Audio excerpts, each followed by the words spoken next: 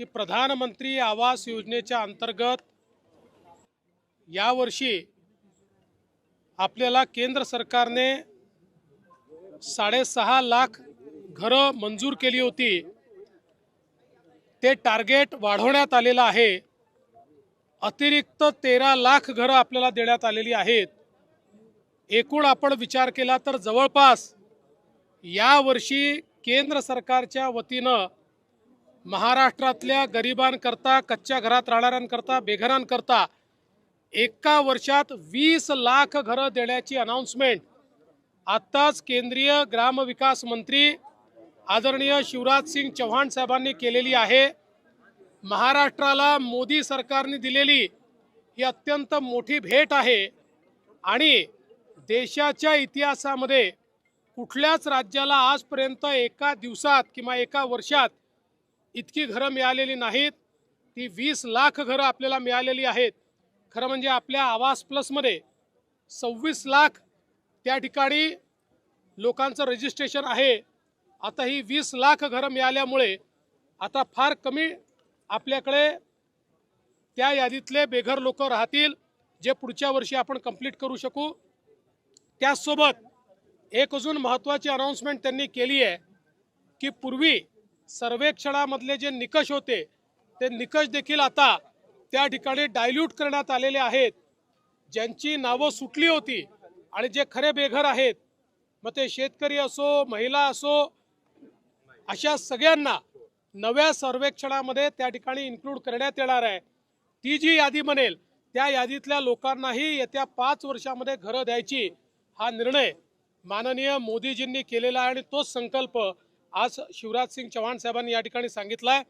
मी महाराष्ट्राच्या वतीनं माननीय देशाचे प्रधानमंत्री मोदीजी आणि केंद्रीय ग्रामविकास मंत्री शिवराज सिंग चौहानजी या दोघांचेही मनापासून आभार मानतो की आज 20 लाख घरं त्यांनी महाराष्ट्राकरता दिली आहे। तर मित्रांनो, ज्याप्रमाणे मुख्यमंत्र्यांनी सांगितले की महाराष्ट्राला एकूण 20 लाख घरे मंजूर झालेली आहेत, मोदी सरकारने या घरकुलांना मंजुरी दिलेली आहे। त्यामध्ये 13,29,678 घरांची मोदी सरकारने मंजुरी दिलेली आहे। मागील एकूण 6,37,089 घरांचा विस्तार तर एकूण एका वर्षामध्ये 19,66,767 घरे मोदी सरकारने मंजूर केलेली आहेत। त्याचबरोबर गोरगरिबांसाठी आणि ज्यांना की घरे नाहीत त्यांच्यासाठी याचा जरूर फायदा होणार आहे। तर पुढे बघू की या घरासाठी काय नियम अटी आहेत व काय कागदपत्र लागतील। ही योजना आहे प्रधानमंत्री आवास योजना ग्रामीण विकास। तर त्यासाठी प्रति लाभार्थी दिले जाणारे अनुदान ग्रामीण भागासाठी बघितलं गेलं तर एकूण 1,20,000चे अनुदान मिळेल। तर त्याचबरोबर डोंगरी भागामध्ये असणाऱ्या घरांसाठी 1,30,000 रुपये अनुदान मिळणार आहे। तर सदरची लाभार्थी निवडीचा अधिकार ग्रामसभेत देण्यात आलेला आहे। त्याचबरोबर लाभार्थी निवड प्रक्रिया पूर्णपणे समजून घेऊ।